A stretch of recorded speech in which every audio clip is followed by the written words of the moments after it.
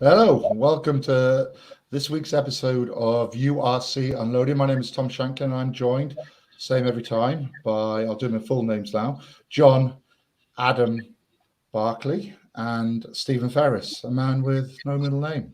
Never trust a man with no middle name.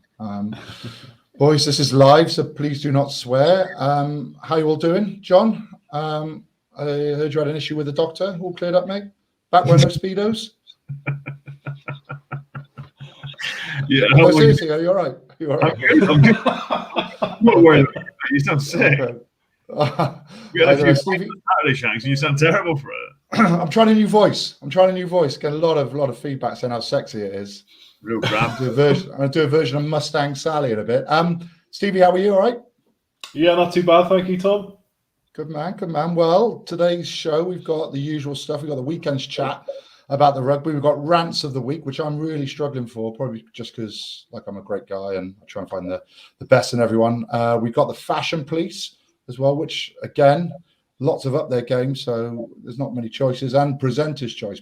But before that, we're always joined by a guest, and this week we've got an former Italian rugby legend, now applying his trade as head coach at Benetton. We've got Marco Bortolami. Welcome. Hello. I put an accent on and everything. Marco, how are you? How are you enjoying your time at Benetton? Is it better than being a Ferrari mechanic? Not sure because I haven't tried that, but we'll give it a go maybe in a couple of years. Still got the option though, haven't you? Yeah, still the option is open. Finger crossed. That's my dream. Not the dream, apart from rugby. No, I think I'm happy. Obviously, being a head coach is quite busy job, and but it's fine. Everything has been smooth until now. And what was your assessment of the season so far for Benetton? What have you made of it? I think we had a good start. Could have been better, honestly, especially after last weekend when we lost last minute against the Ospreys. But we had to win out of 4 games. Still a game to go against Scarlets next Friday. So fingers crossed. We will give it a go, and but I'm overall happy. Marco, Stevie here. Great to see you. Firstly, I suppose the big question for me was after the Rainbow Cup last year. I was there, emotional scenes. It was just a brilliant match altogether. But the chatting leading up to that match was about how your coaching group, the players, they all sat around a fire, like they threw in their old notes and playbook and just started afresh. And I suppose you're starting afresh this season in the URC, but what's the goal for this season off the back of a good Rainbow Cup win? Yeah, as you said, it was a pretty unexpected win from the outside. We believed we could give it a go, and at the end we make it happen. And it was probably the most important game for Italian rugby in its history because it was the first time an Italian team at club level or international level won something. So it was really an historical game for us. And I tried to build on that and make sure the team was not complacent about what they achieved the year before, and we just set new standards, new goals, and I was surprised by the attitude of the players because we really had a very hard preseason. It's not that easy after a win, but the boys really engaged with the new environment, the new culture we are trying to establish, and they responded well because we won the first 2 games and we were in contention, against Ulster. The score was a bit harsh, but we were in the contest. I felt, and we were in the contest last week as well. That's what a coach wants from their team: be competitive in every game, because that's if you're competitive week in week out, then you can build the team and also the mentality of the players. Marco, just from me, just looking back, and you touched on it there was such a big difference from Benetton in the league to Benetton in the Rainbow Cup. And you touched a bit on it there about this season, you've almost set new standards and new behaviours and new goals coming into this season based on that. But what was the shift? Can you put your finger on why we saw a totally different team? Because we talk about them. We love the brand rugby that Benetton are playing. You look like they exactly know how they're trying to play. The guys look like they're enjoying their rugby, but in mid-season, it's really hard to make that shift. And I know COVID was a strange season with almost 2 seasons inside of one. But what happened to shift from a team that struggled in the league and then really thrived in the Rainbow Cup? Yeah, I think we were coming from 4 years together as a group and as a coaching staff, and after 4 years, it's not that easy to have your relationship really effective. And I found also there were a number of players that were out of contract at the end of the season, so they were still discussing the contract around January. And once we put all the old stuff behind us and the players as well, who has to go, they finalized that decision, and players who had to stay, they finalized those decisions. And I was named the next head coach. So everything was clear. Everybody knew where they were standing for the remaining couple of months. And we really come together and work hard to achieve something together, because actually we were feeling good with each other. The problem was that a lot of little things around the player situation and around the team were not so clear, that didn't allow the team to perform and really to believe they could work hard and achieve something. So I felt once all this stuff was finalized, and good or bad, everyone knew where they were going to be in a couple of years' time. We came together as a group and we give it a go, and with a little bit of luck as well, we just make it happen. So almost all off-pitch stuff was the solution to on-pitch stuff. Oh yeah, 100%. I mean, I've been in the head coach role now for 5 months, and I can say that 80% of the performance on the field is dictated of how you behave and the relationships you are good to build off the pitch. Because then, if you're not feeling good, if you're not feeling peace with the other persons in the team, and that's not easy when you have a 52 player squad plus another 20 as a staff. If you're not in peace with the others, you're not ready to put your maximum effort once you're on the field. Um, so that's not easy, because what you need this week is different than what you need next week. So it's a constant process. But we have been working really hard off the field together as a coaching group, as a players group, and together players and coaches. And we have been able to start this process, and it's been very effective from day one. You've signed some quality players this year, but also some of the staff, some of the coaching staff as well. You have Paul Gustard, Andrea Massi, Fabio Ongaro. What's it like bossing them around? You making them get you tea and coffee and drinks and food and everything like that? No, because I'm younger than them. No, I mean, with Fabio and Andrea, we played together for so many Yeah. years that we are almost brothers, and we know each other. We know our strengths, and we know also our weaknesses. So we are prepared to help the others to get better.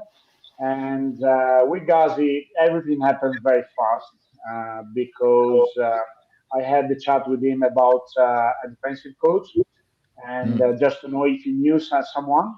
And then he came back to me and listen. He told me, listen, I could be interested. So it was Mm. exactly the right time. Everything happened very quickly, and we fall in love with each other because our vision was the same. The off-field stuff was the same. So he's the defensive coach, but he's also a mentor for myself as a head coach, because he has Yeah. been in that role. So I ask him a lot of support, and he's supporting myself. And I also rely a lot of him on the field and off the field. And I give him a lot of space, because I feel when you give opportunities to the people around you, that's the best way to do your job as a head coach. Yeah, I'm a lot like that with John. I'm a lot of a mentor for him. Some of the signings you've made, Marco. Rhino Smith. Now we saw a real good glimpse of him at the weekend, and also you've got Manicello, you've got Kutsia, but Rhino Smith. Wow, he looked really sharp at the weekend. I mean, it was a game changer for you, really bringing him on. Yeah, it was a game changer. He's got plenty of X factor. You got to accept that sometimes he will not get it right, but it was exceptional. And if you want to change the game, he's the right man. And it was just first appearance for us after Ulster. Ulster he had a difficult game because we didn't get on the run with our attack. But this last week was really better, and he had the opportunity. He will be starting this Friday game. So you heard it live.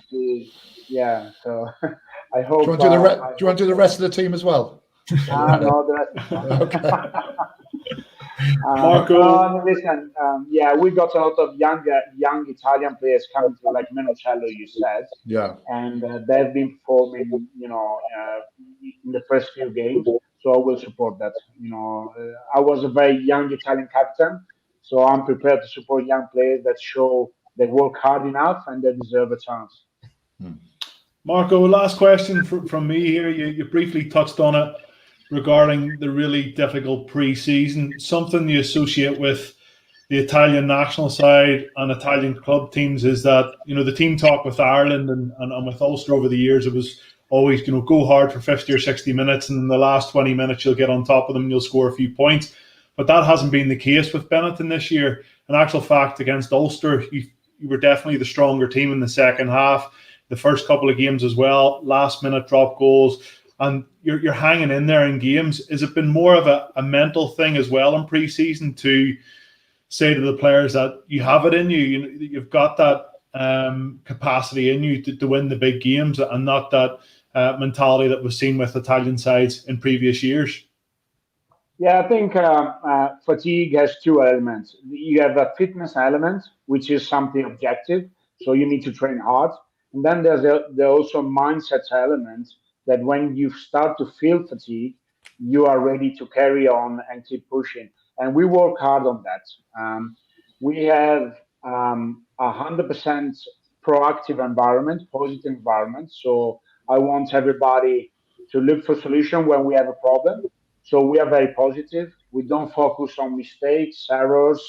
If you're late in my team, there's no fines. We just try to help you to recognize the importance of being time. So we try to help the players to get better. On the other side, you need to balance your environment with the ability to develop mental toughness, which is something we work really hard on and off the field. To appreciate, we've got to be tough mentally when it matters the most. And the team showed that. Like you said, we won the first two games in the last planning. Almost being the contest with Ulster in the second half, and the same way against Ospreys. So we are showing that. We are showing that character and ability to be tough. So I'm very happy. I hope it will transfer with the Italian team as well in the next international window, November. Super. Just one from me, Marcus. Just in terms of just listening to you speak there around about, you see a real difference between new coaches, I think, and coaches that have been in the game. You're clearly looking at it from a holistic angle, looking at the off-field stuff, the on-field stuff, and the team's obviously thriving under it. But in terms of, we saw last year you set new goals. Do you tell people what the goals are internally? Do you tell externally what is the goals for Benton this year? Because we watch it, we love it. We love watching how they've progressed. But is there an external goal you can tell us? Is it very much the cliche? Win each match, get to the next one, and see where you're up at the end of the year.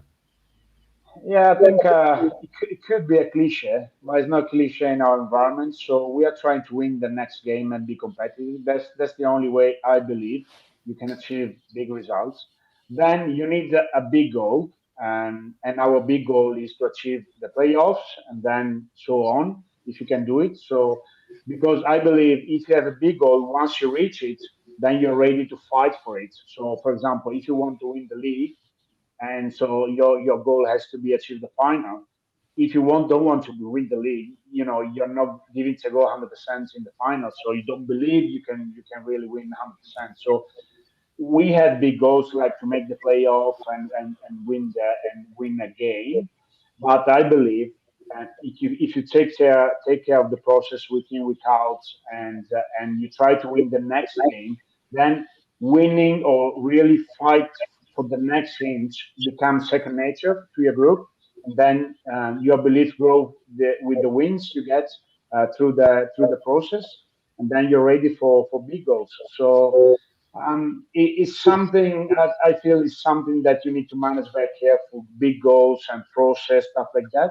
As far as your team understands what it takes to perform, and you got to find your own way because everything is different. As far as your players understand the process, and also you make them appreciate you are on board with them, and they have to be on board with your decisions.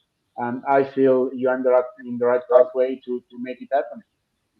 Yeah. Well, before we let you go, just want to touch on, you got the Scarlets this weekend now. The Scarlets have leaked 93 points in the last 2 games. Do you think this is a great opportunity for you to go and take one over the Scarlets, or are you a little bit worried about the backlash because 2 bad results from them?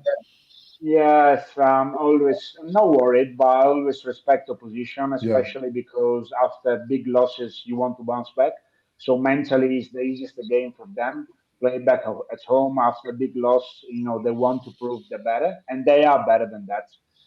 Because watching the last game as well, they've been pretty, unlucky in 2 or 3 tries against Leinster that shifted the momentum of the game. Was lucky bounces or a one-out play that put them under pressure. So they're not an easy team to play against. But I feel if you can deal with their physicality and the speed of their defensive line, and we have a strategy around that. I feel if you can deal with those 2 things, we can have a chance and maybe make it happen. Yeah, well, Marco, thanks for joining us. We've loved watching Benetton winning the Rainbow Cup. We've loved the progression, and we wish you all the best for Saturday's game against the Scarlets. Thank you. Thank you very much. Thanks, Marco. Catch you soon. Good man. Okay. Do you speak? Was that Italian then, Stevie? Did you say then, or was it? You said it so quickly. Was it speak too soon or something like grazie? Grazie. It's an Northern Irish thing, Shanks, isn't it? What a lovely guy. What a thinker, eh? Yeah. Jeez. Yeah. We've not had any bad coaches. Yeah, there's not been anyone who's been a bit of a that. They've all been nice. No. Yeah, I know. Yeah. We missed a big I put in the group there. It's the first coach you've had on that we all would have played against. Yeah. Yes, it is true. Or Mike Brown, Blair. Mike Blair. Forget him. We haven't had a Welsh one on yet either, have we? So maybe that says a lot about me. Anyway, on to the weekend's games. Now, we did say last week, and we sort of made a little pact that we wouldn't hammer referees. So we've not put this in the rant. We've just put this in the weekend's games. But it's been a talking point, hasn't it, of a lot of the games over the weekend, and no more so than Munster v Connacht. And there was a little issue with an offside or potential offside. Should we hear what Andy Friend had to say about it before we discuss? Well, I think the TMA will be embarrassed tomorrow when he wakes up and sees that Tyburn was offside, but they didn't look at it. They poured over the apparent knock on. It wasn't knock on from Tino Harron, but they poured over that. They didn't pour over that one. So all we asked for in this game is consistency. We didn't get it there tonight, and that was frustrating. Love it. He's kept that well, hasn't he? Because I bet you inside he's absolutely fuming. Same story we talked about last week. Like, you're always told everything's checked.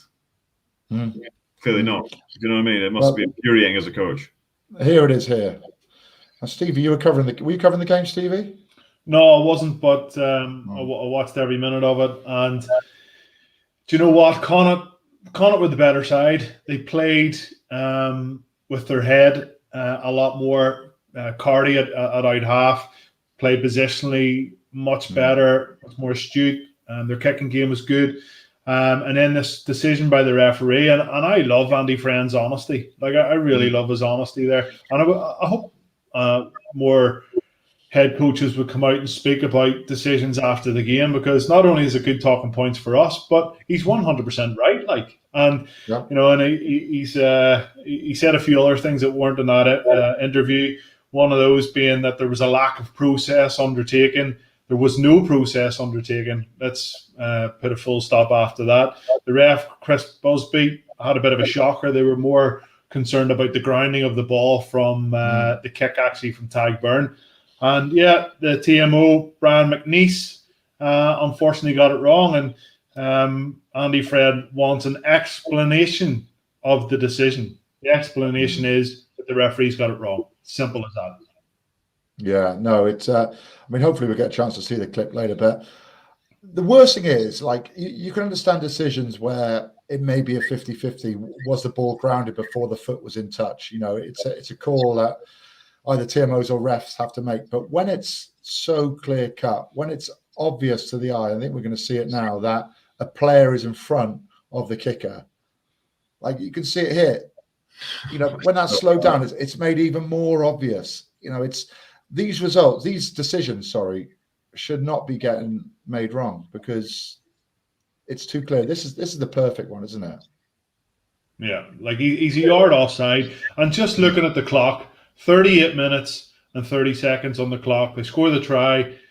The try's given, knock the conversion over, and it's half time. And that just gives Munster, puts all the wind in their sails. And again, going back to the Stormers match, that Morat yellow card straight after half time, key moments in matches, and the referees are getting it wrong. A try was given in the Glasgow Lions game last week, and it should never have been a try. The end score was 13-9. Yeah.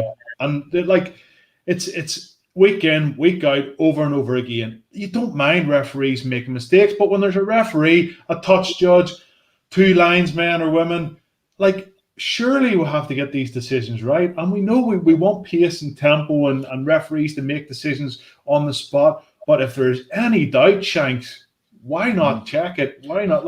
At the end of the day, if Connacht don't make the top 8 because of a couple of points at the end of the season, it's decisions like this that have an impact on it. That was the only bad referee. That was the only bad refereeing decision we had all week. We ran it. There's another one. There was another one in the Edinburgh game that had some controversy as well. John, you were there. Were you there, John? No, you weren't. You were with me. You were.